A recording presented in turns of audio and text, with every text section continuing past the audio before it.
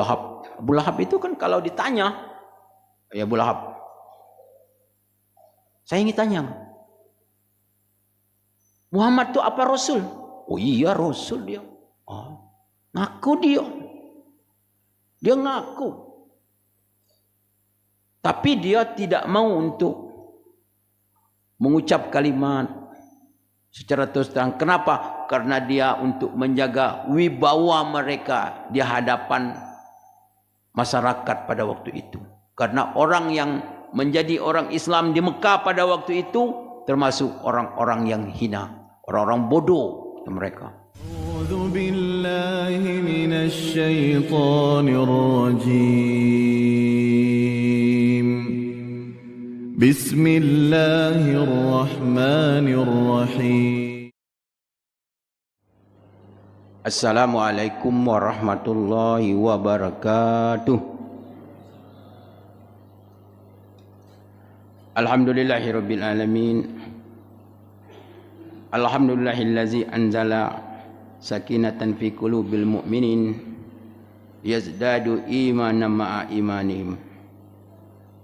Allahumma salli wa sallim ala Muhammadin sallallahu alaihi wasallam wa ala alihi wa sahbihi ajmain. Subhanaka la ilma lana illa ma 'allamtana. Rabbi zidna ilma warzuqna fahma. Rabbi syrah sadri wa yassir li amri wahlul 'uqdatam min lisani yafqahu qawli wala haula wala quwwata illa billahil aliyil azim. Amma ba'du. Bapak-bapak dan ibu-ibu jamaah salat maghrib yang mudah-mudahan semuanya selalu dirahmati Allah Subhanahu wa taala. Amin ya rabbal alamin. Pertama-tama marilah kita memanjatkan rasa syukur kita kehadiran Allah Subhanahu wa taala yang telah mempertemukan kita kembali dalam rangka Tafaqahufiddin. Semoga pertemuan kita ini pertemuan yang mendapat ridha dan barakah dari Allah Subhanahu wa taala. Amin ya rabbal alamin. Kemudian salawat serta salam mudah-mudahan Allah selalu melimpahkannya kepada Rasul pilihan kekasih kita, Nabi kita Muhammadin sallallahu alaihi wasallam. Dan semoga Allah Subhanahu wa taala mempertemukan dan mendapatkan syafaat darinya di akhirat nanti. Amin ya rabbal alamin. Jamaah rahimakumullah. Kajian kita pada malam hari ini adalah tugas Rasul. Wazifatur Rasul. Kewajiban atau tugas Rasulullah sallallahu alaihi wasallam. Ketika kita berbicara tentang tugas Rasul, berarti juga tugas kita.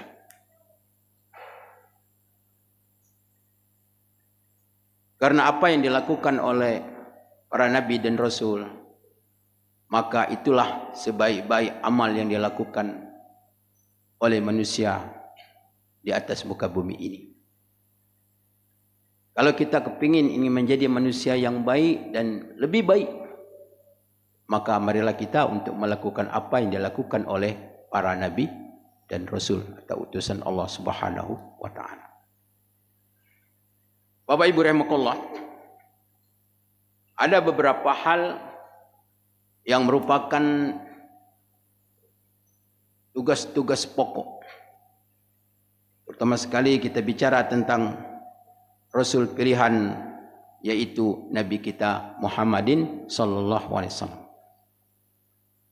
Yang pertama adalah tugasnya mentauhidkan Allah Subhanahu wa taala. Jadi Rasulullah SAW diutus Allah Subhanahu wa taala suatu pekerjaan yang sangat besar, yang sangat berat oleh seorang nabi dan seorang rasul. Apa? Yaitu memperbaiki suatu kerusakan yang sangat besar. Apa itu kerusakan yang sangat besar? Itu rusaknya keyakinan, rusaknya akidah, kepercayaan oleh umat manusia. Sehingga manusia berbuat syirik kepada Allah Subhanahu wa taala. Manusia tidak menyembah Allah Subhanahu wa taala. Manusia mempersembahkan, menuhankan para batu, pepohonan, dan lain sebagainya. Jadi perbuatan ini menurut Al-Quran tidak ada lagi perbuatan yang paling jelek, yang paling rusak yang dilakukan oleh manusia di muka bumi ini, kecuali adalah perbuatan syirik kepada Allah Subhanahu wa ta'ala. Sebagaimana dijelaskan Allah Subhanahu wa ta'ala di dalam surah Luqman ayat 13. Inna syirka la zulmun azim. Sesungguhnya syirik itu kezaliman yang sangat besar. Artinya tidak kata lagi suatu perbuatan yang paling jelek yang dilakukan manusia. Maka oleh karena itu Allah Subhanahu wa ta'ala mengutus Rasulullah SAW ini untuk memperbaiki keyakinan manusia yang seperti ini. Sehingga tidak ada suatu kebaikan apapun amalan dan lain sebagainya di muka bumi ini kecuali adalah di saat manusia itu menegakkan keadilan, kebenaran. Suatu keadilan, suatu kebenaran yang paling benar adalah bertauhid kepada Allah Subhanahu wa ta'ala. Sebagaimana firman Allah Subhanahu wa ta'ala di dalam surah Al-Hadid ayat 25. Walaqad arsalna rusulana bil bayyinat wa anzalna ma'ahumur rasul wal mizan liyakuman nasu bil qist. Sesungguhnya kami telah mengutus utusan-utusan kami, kata Allah, bil bayyinat, dan juga kami memberikan mereka keterangan-keterangan atau mukjizat-mukjizat yang sebagai bukti bahwa mereka itu adalah utusan dari Allah Subhanahu wa ta'ala.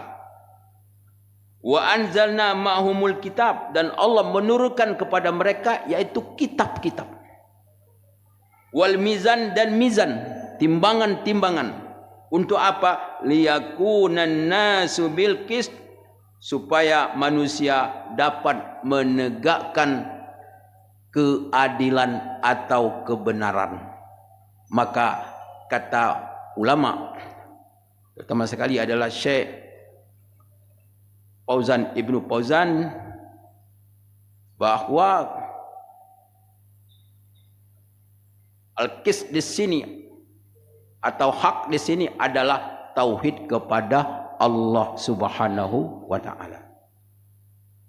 Bapak Ibu rahimakumullah, ini adalah tugas Rasulullah SAW yang pertama, sehingga pada waktu itu yang ada di sekitar Ka'bah itu lebih daripada 600 berhala-berhala yang dipersembahkan oleh orang-orang jahiliyah pada waktu itu. Ini yang pertama, tugas Rasulullah SAW. Yang kedua adalah tugas Rasulullah SAW ini adalah memperbaiki akhlak. Jadi akhlak ini diperbaiki oleh Rasulullah SAW. Karena manusia, yang membeda antara manusia dengan hewan itu hanyalah akhlak. Rasulullah SAW mengajar kepada manusia sehingga segala perbuatan tidak boleh meninggalkan akhlak. Segala perbuatan dengan akhlak. Itu yang diajarkan oleh Nabi Muhammad SAW. Dan Allah Subhanahu wa ta'ala telah membentuk, telah menjadikan jiwa dan raga Rasulullah SAW ini adalah merupakan sosok yang memang benar-benar untuk dijadikan contoh dan teladan guru kebaikan umat manusia. Sebagaimana firman Allah Subhanahu wa ta'ala di dalam surah Al-Ahzab, laqad kana lakum fi Rasulillahi uswatun hasanah. Telah ada pada kamu diri Rasulullah SAW itu adalah contoh tauladan yang baik. Jadi sosok Rasulullah ini memang dijadikan Allah Subhanahu wa taala semata-mata untuk mengajar, menjadi guru manusia untuk melakukan segala yang namanya kebaikan. Sebab Rasulullah tidak pernah mengajar maksiat. Tidak pernah. Semua yang diajar, yang dicontoh, yang diperintahkan oleh Rasulullah kepada manusia, semua adalah nilainya ibadah kepada Allah Subhanahu wa taala.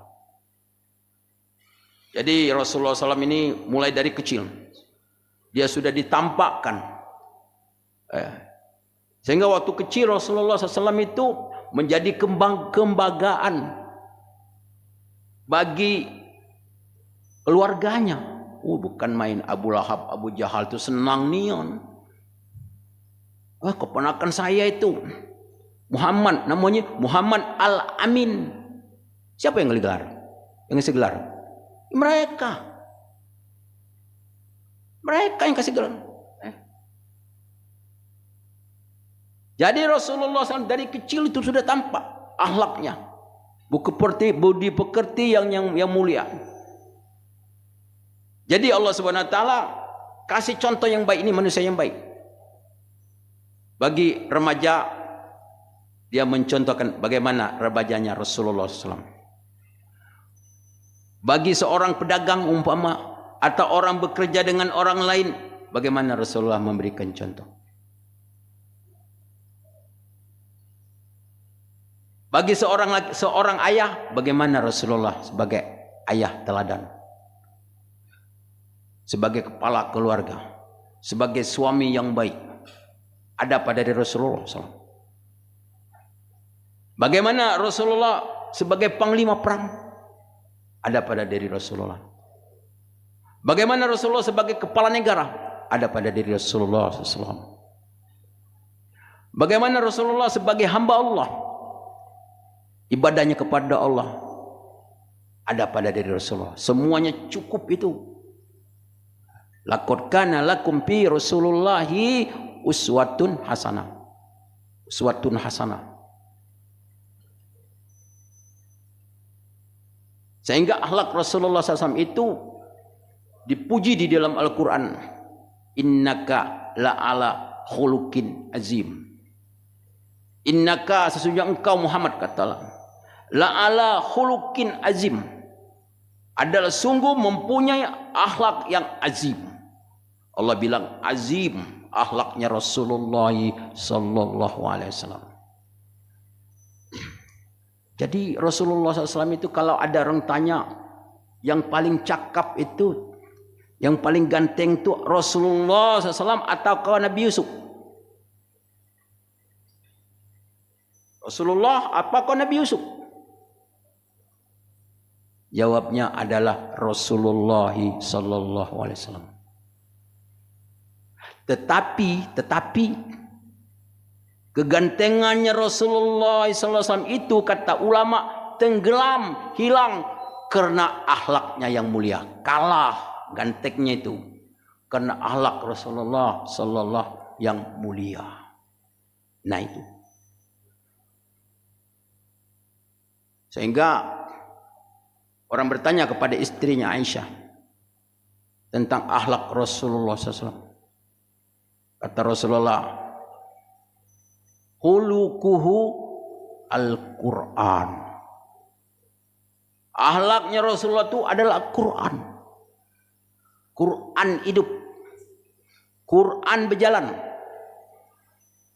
Kenapa? Karena semua isi Al-Quran sudah diamalkan oleh Nabi Muhammad sallallahu alaihi wasallam. Jadi Rasulullah SAW itu tugasnya adalah memperbaiki akhlak manusia. Yang mana manusia yang dikenal pada waktu itu namanya zaman jahiliyah. Zaman manusia hidup tanpa iman. tanpa aturan. Hidup seperti hidupnya kehidupan rimba. Yang kuat nindas yang lemah, yang kaya nindas yang miskin. Pokoknya yang berlaku, kata ulama, hukum rimba.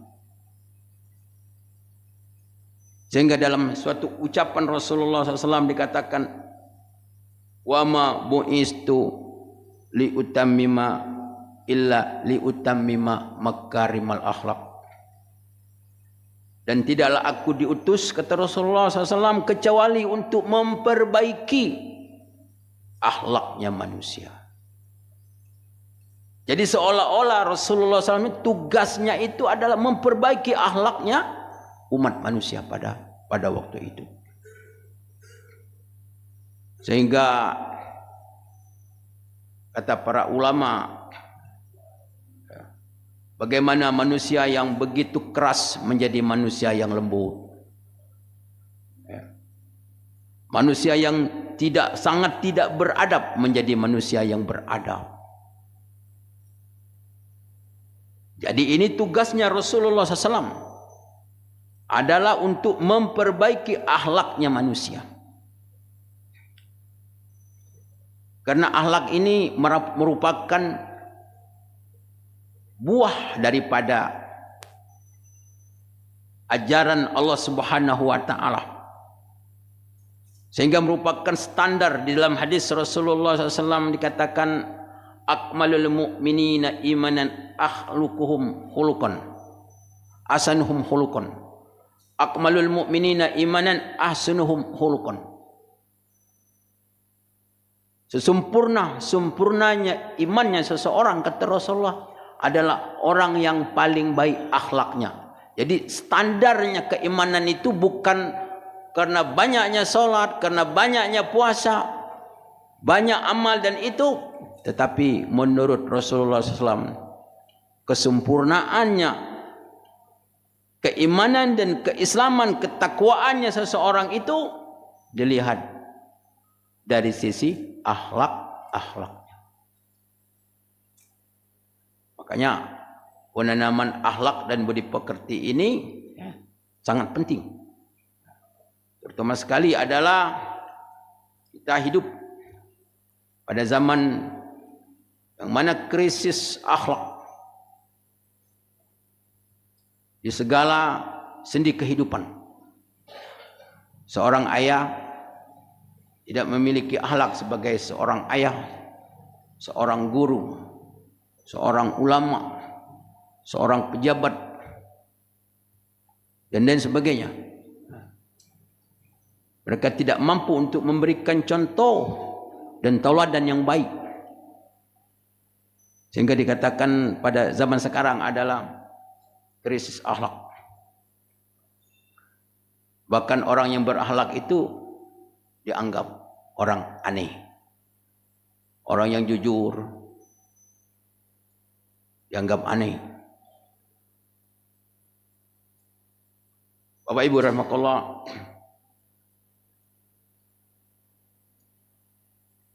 ini tugas Rasulullah SAW. Yang kedua adalah itu memperbaiki akhlak. Kemudian yang ketiga adalah Rasulullah SAW mengangkat derajat kaum perempuan. Ini mengangkat derajat kaum perempuan. Sehingga kalau kita baca di dalam sejarah-sejarah,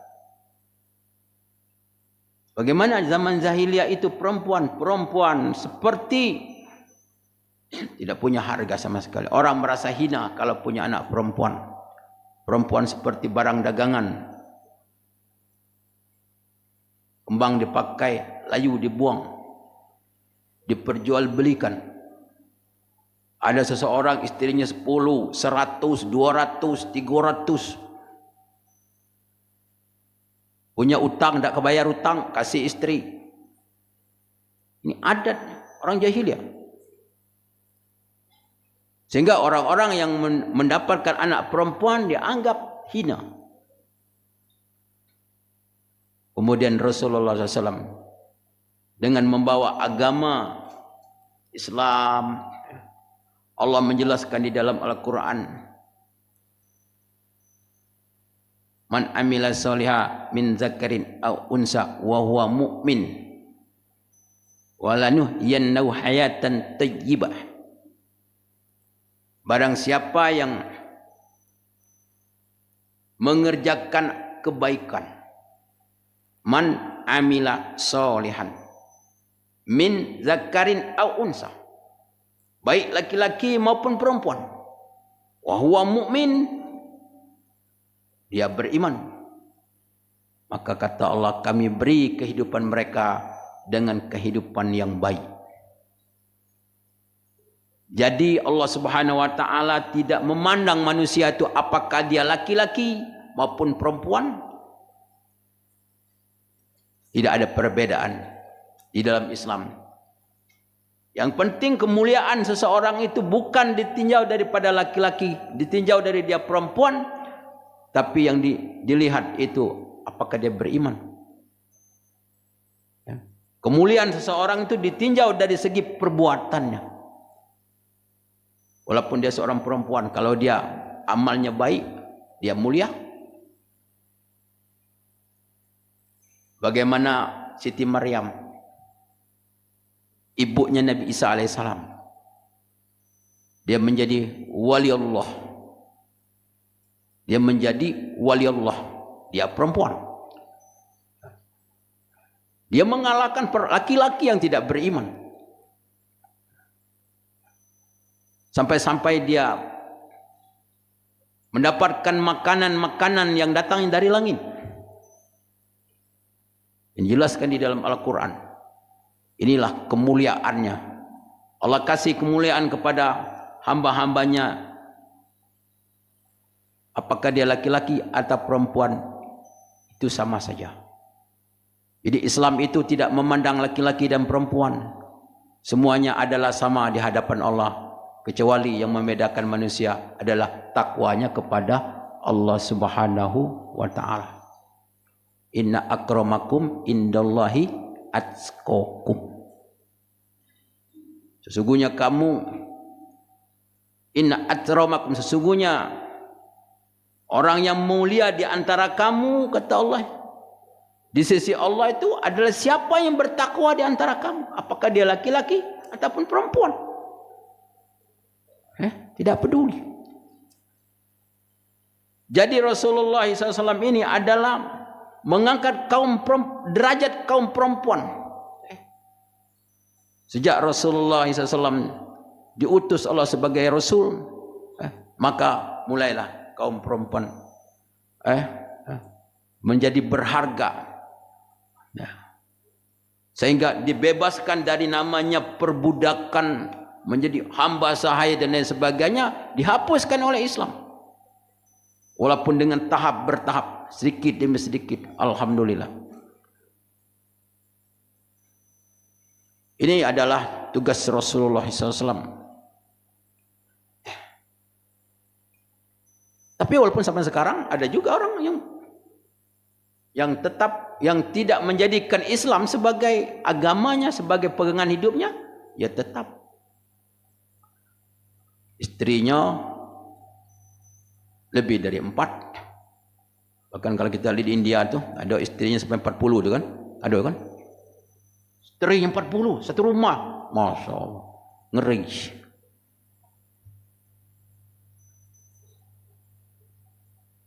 Bapak Ibu rahimakumullah.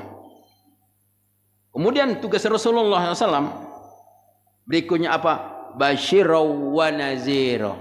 Ini basyirau wa naziro, memberi kabar gembira dan memberi peringatan. Sehingga kata Rasulullah SAW, tidak adalah segala sesuatu yang dapat mendekatkan kamu kepada surga terkecuali, kata Rasulullah, sudah aku sampaikan. Dan tidak ada yang dapat menjauhkan kamu dari neraka kecuali sudah aku sampaikan semua, kata Rasulullah SAW. Siapa yang beriman dan beramal soleh, maka dia akan mendapatkan kehidupan yang membahagiakan, baik di dunia maupun di akhirat. Ini tugas Rasulullah SAW. Sehingga kalau kita lihat di dalam Al-Quran, Rasulullah SAW sangat bersungguh-sungguh, ya, bagaimana manusia ini supaya beriman, bagaimana manusia ini supaya mengerjakan apa yang diperintahkan oleh Allah Subhanahu Wa Taala. Kenapa? Karena Rasulullah SAW sudah diperlihatkan Allah tentang sorga, tentang neraka. Bagaimana manusia di dalam neraka itu. Rasulullah merasa sangat terusik jiwanya kalau orang itu menolak agama, menolak ajakan. Karena Rasulullah itu dengan rasa sayang kepada manusia, supaya manusia ini jangan masuk neraka. Karena Rasulullah telah menyaksikan. Sehingga di dalam Quran Allah jelaskan,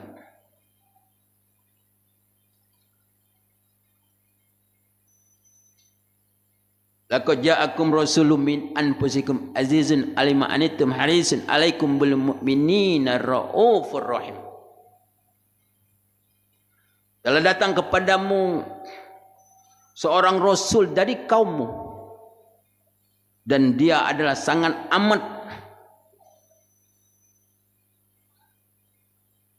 menginginkan kamu beriman dan selamat.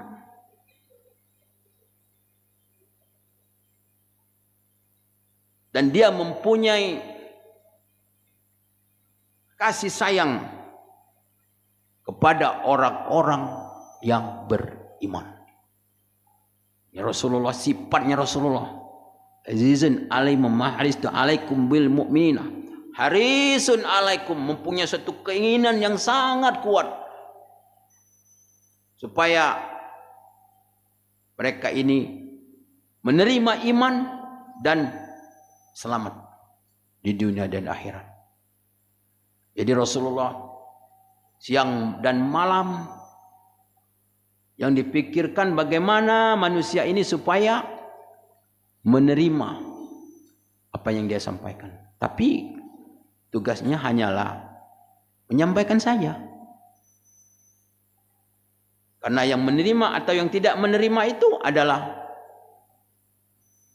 hanya Allah Subhanahu Wa Taala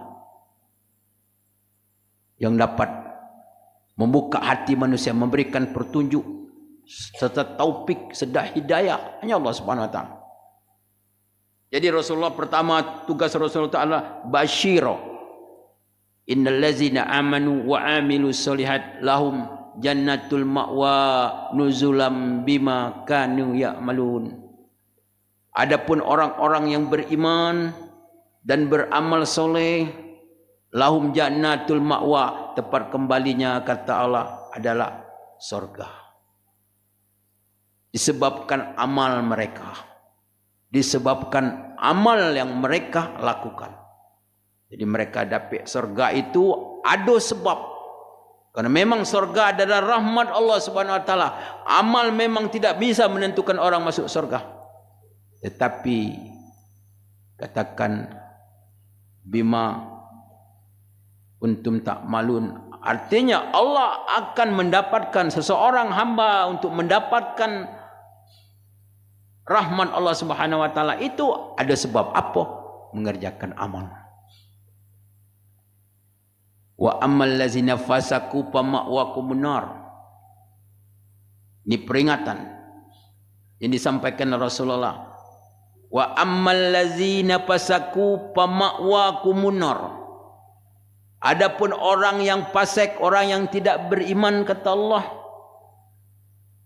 maka tempat kembalinya adalah nar, neraka.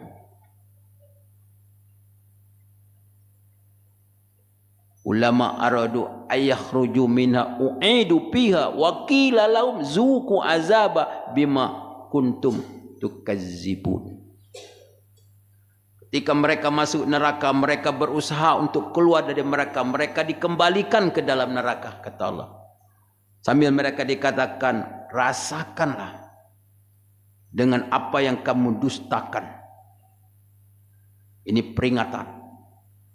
Allah kasih peringatan, sampaikan oleh Rasulullah SAW kepada manusia, bagi yang beriman dan beramal soleh, maka mereka akan mendapatkan kehidupan yang menyenangkan, yang membahagiakan, yang selamat.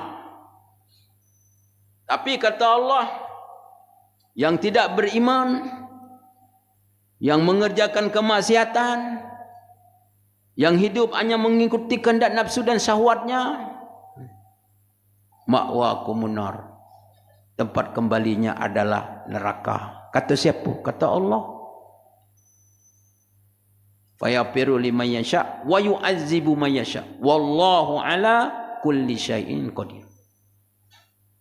Allah mengampunkan dosa siapa yang Allah kehendaki. Allah mengazabkan siapa yang Allah kehendaki, karena Allah kuasa atas segala sesuatu. Jadi ini tugas Rasulullah SAW, menyampaikan saja.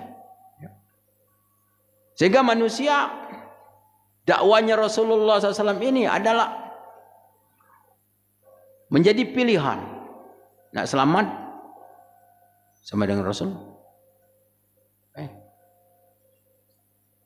Maka oleh karena itu orang-orang kafir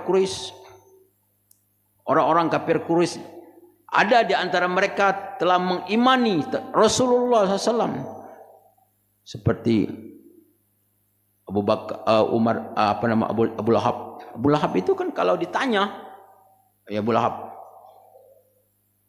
saya ingin tanya, Muhammad itu apa Rasul?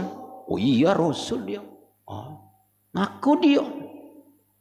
Dia ngaku. Tapi dia tidak mau untuk mengucap kalimat secara terus terang. Kenapa? Karena dia untuk menjaga wibawa mereka di hadapan masyarakat pada waktu itu. Karena orang yang menjadi orang Islam di Mekah pada waktu itu termasuk orang-orang yang hina, orang-orang bodoh mereka, orang-orang loloh. Wa iza qila lahum aminu kama amanan nas qalu anu'minu kama amanas sufaha. Apabila mereka dikatakan berimanlah kamu seperti yang telah beriman oleh manusia, para sahabat, qalu, mereka berkata, anu'minu kama amanas sufaha, apakah kami ini ingin beriman seperti berimannya orang yang bodoh tu? Oh, ala innahum humus sufaha, kata Allah, ketahuilah mereka lah yang bodoh. Ala innahum humus sufaha walakin la ya'lamun, tapi mereka tak tahu diri mereka. Mereka itulah bodoh. Tidak mau menerima kebenaran yang dibawa oleh Nabi Muhammad sallallahu alaihi wasallam. Nah itu. Bapak Ibu rahimakumullah. Jadi Rasulullah sallallahu alaihi wasallam sebagai tugas-tugas pokok, maka tugas-tugas ini ketika Rasulullah SAW sudah tidak ada lagi, maka tugas-tugas ini adalah dibebankan kepada umatnya, kepada umat, semua umat Rasulullah SAW, bukan ulama baik, bukan ustaz saja, semua kita ini berkewajiban untuk melakukan apa yang dilakukan oleh Nabi Muhammad sallallahu alaihi wasallam untuk mentauhidkan, mengajak orang bertauhid kepada Allah Subhanahu wa taala. Ada orang berbuat syirik, kita cegah, kita larang, rasa kasihan kita, tanda kita sayang kepada mereka, kepada saudara-saudara kita yang terlibat kepada pemahaman kesyirikan kepada Allah Subhanahu wa taala. Dan juga adalah memperbaiki akhlak. Walaupun kita ini akhlak memang belum bagus, tapi kita sudah berusaha untuk menanamkan nilai-nilai akhlakul karimah yang diajar oleh Nabi Muhammad sallallahu alaihi wasallam. Paling tidak kita ini berakhlak, akhlak kepada Allah, akhlak kepada sesama kita, kepada makhluk Allah Subhanahu wa taala. Jadi kita ini tahu nilai-nilai akhlak, ya, akhlak yang diajarkan oleh Nabi Muhammad sallallahu alaihi wasallam. Karena kata orang Arab, suatu benda yang kalau banyak dia akan murah, kecuali akhlak. Nah, coba kalau sekarang, kalau misalnya orang nak cari pegawai yang jujur, yang bagus, cari akhlaknya susah. Cari menantu yang akhlaknya kan susah. Cari teman yang akhlaknya baik susah. Cari tetangga akhlaknya baik susah. Cari partner yang akhlaknya baik susah. Cari pejabat yang bagus akhlaknya kan susah. Jadi susah cari akhlak yang baik nih. Cari istri yang akhlaknya baik, suami akhlaknya baik. Susah. Nah ini. Maka oleh karena itu kita untuk menciptakan akhlak ini, kita untuk berusaha untuk menjadi manusia yang mempunyai akhlak, baik akhlak kepada Allah Subhanahu wa taala maupun akhlak sesama kita. Kemudian adalah mengangkat derajat kaum perempuan. Jadi perempuan itu diangkat derajat oleh Allah Subhanahu wa taala. Tetapi sayang manusia perempuan itulah tidak mau, tidak mau menghargai dirinya sendiri. Jadi agama itu sudah memberikan porsi untuk menjadi perempuan-perempuan yang mulia. Tetapi perempuan itu tidak mau dimuliakan. Sebagai contoh, Islam Al-Quran mengajarkan supaya manusia itu menutup aurat. Kalau perempuan menutup aurat, berarti dia sudah dianggap perempuan mulia. Walaupun tidak semua perempuan mulia, tapi sudah dianggap mulia. Tetapi ada suatu pemahaman seolah-olah Islam itu adalah merampas haknya manusia, hak azazi manusia. Karena mereka ingin membuka aurat mereka. Padahal perbuatan itulah yang menyebabkan mereka menjadi hina. Sehingga terjadilah perkosaan dan lain sebagainya. Sehingga perbuatan manusia dengan bermuka aurat membuat laki-laki menjadi kacau, menjadi rusak. Karena ulahnya daripada perempuan itu. Maka oleh karena itu kembalilah kita kepada Islam. Karena Islamlah yang paling berjasa untuk mengangkat derajat kaum perempuan, baik di dunia maupun di akhirat. Bapak Ibu rahimakumullah, demikian kajian kita pada malam hari ini mengenai wazifatul Rasul, yaitu tugasnya Rasulullah SAW yang dapat kita sampaikan, dan yang lain juga belum sempat kita sampaikan, dan lebih kurangnya saya mohon maaf kepada Allah, mohon ampun. Wabillahi taufiq wal hidayah. Wassalamualaikum warahmatullahi wabarakatuh.